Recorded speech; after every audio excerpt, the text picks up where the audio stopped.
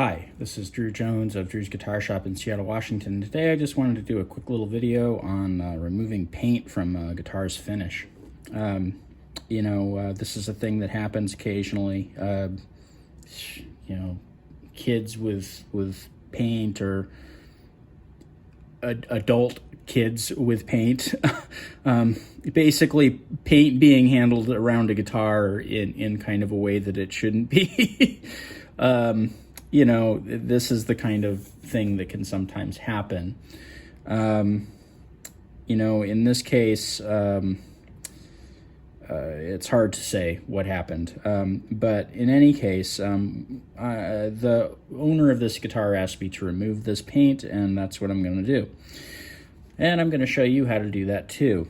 So, what I have here is a clean shop towel. You can see that I've already got a little bit of paint on it here. And I have my little squeeze bottle full of naphtha.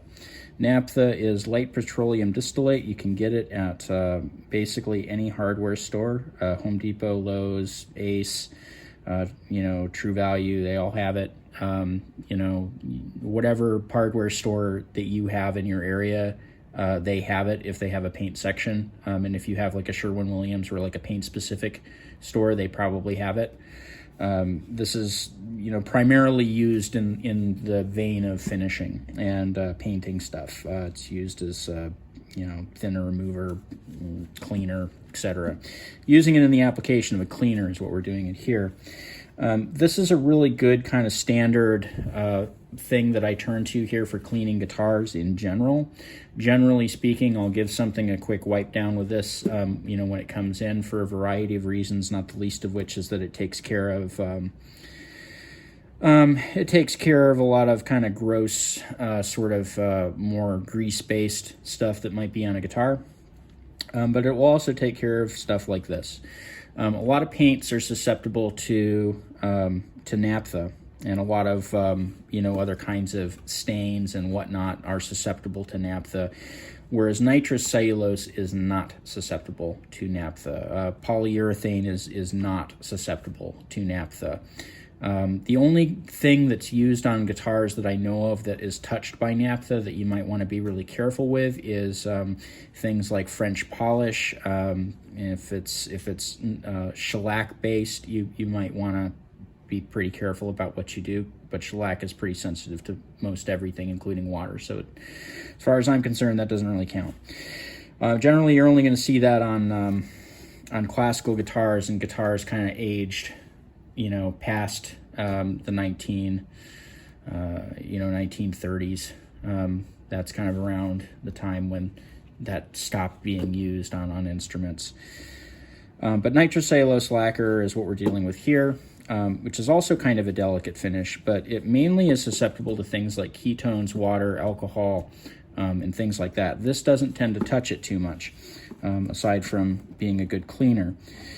So what we're going to do is we're going to go ahead and take this naphtha on this rag. I'm going to go ahead and find a nice clean spot, put a little bit on there, and I'm going to attack this one right here. Now, I'm not pushing particularly hard. I am applying a little bit of force, but the force is mainly sideways, because the pushing down on it isn't really going to do anything but drive the paint further into the finish, especially if there's a lot of crazing like there is on this guitar. I don't want to encourage it to go down into the cracks. I just want to wipe it off. But you can see how quickly this naphtha is dealing with all of this paint. If you felt like it, maybe you want to go against the grain. I'll remind you that you're going over finish, not the bare wood, and so it really doesn't matter. In fact, I typically find that kind of going against the grain tends to work better in these cases. But all the paint that was there is now on here, and we're going to do the same thing for all of these little spots of paint on here and get them all up. Now, this is a lucky instance because this paint seems like particularly weak to naphtha. I'll say that I've had good luck with this in terms of like oil-based stuff and water-based stuff, acrylics and whatnot. Usually whatever kind of paint it is going to be susceptible to this. and it's not going to damage the finish of the instrument. So you're generally pretty safe using this method. If it doesn't come off this way, the next step along in your process for getting rid of whatever's on there is going to be mechanical. And by that I mean you're going to have to look into wet sanding and polishing, which I don't necessarily super want to get into and recommend to people on this video. For one thing, that involves having a big buffing wheel, which I'm going to guess that most people don't have, unless there's some reason that you need one. Maybe you do jewelry work or something, but in that case, like, definitely don't use the same wheels on the finish that you use on metal. But basically what you would have to do at that point is take a flat block, something that is hard and flat, something like this. This is just a little piece of acrylic that I've been using for years and years and years as a flat block, and then you take 600 grit, work down to 1,000 grit, work down to 2,000 grit, and then you take it to the buffing wheel and buff out all those sanding scratches. And at that point, you can pretty much go through whatever's on the finish, because it's going to sand off regardless of what it is.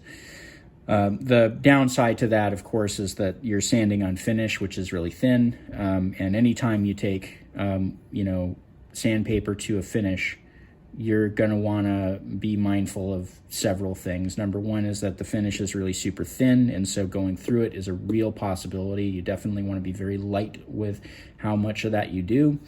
And the other thing is that you always want to use soapy water. So, a little dish soap and a little water is what you want to be using, because the the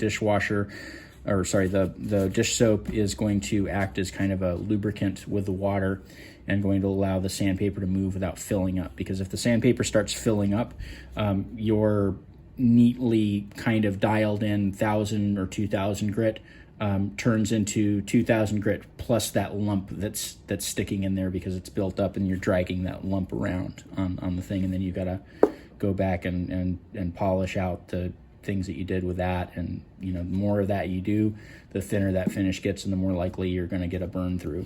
Burn through is when you go through the finish and into the bare material. So it's definitely something that you want to avoid. But if this doesn't work, I would basically recommend taking it to a shop that has the capability to do that wet sanding and polishing, and just ask for that to be done by a professional if you don't feel confident and don't have the equipment to do it. I would not experiment and get bold with the types of things that you're trying to remove this paint with. So for example, this chemical here that I specifically mentioned, this naphtha, is pretty okay to use on most things. That whole aisle in the paint section of Home Depot that's full of like Goop Be Gone and whatever name of whatever product it is that's supposed to remove graffiti or whatever, all of that stuff is terribly risky to take to something as soft and as delicate as nitro. And I would even hesitate to use it on stuff like modern guitars that are finished with polyurethanes and stuff like that, just because polyurethane isn't sensitive to much, but when it is sensitive to something, like it is pretty sensitive to it. So it's not a good idea to, tempt fate in that regard. So, be cautious with this. Don't get experimental. Naphtha is generally the best thing to use, and if naphtha doesn't work, mechanical methods are generally the best thing to use. At least the mechanical methods are going to produce positive results and predictable results, as opposed to taking some weird chemical that is on the market for paint removal and taking it to your guitar, especially if it's some vintage Gibson like this one is here. So that's my little 2 cents on how to kind of remove paint and stuff from a guitar. If you found this video helpful, I've got lots more like this on my channel. Check those out. If you found this video particularly helpful and you want to kick me a few bucks, or if you have a specific question, that about something that might take a little while to answer, shoot me a little tip on Ko-Fi, and I'll get right back to you on that. And again, I always appreciate getting those tips for making the videos, because that helps me make the videos. Also, down in the description of the video, you'll find a link to my Patreon, my Ko-Fi, and to my website. My website has my contact info, my price page, as well as a page on caring for stringed instruments. And if you're here watching this video, I'm guessing that you probably have some stringed instruments to take care of. Anyway, this has been Drew Jones of Drew's Guitar Shop in Seattle, Washington. Thanks for watching.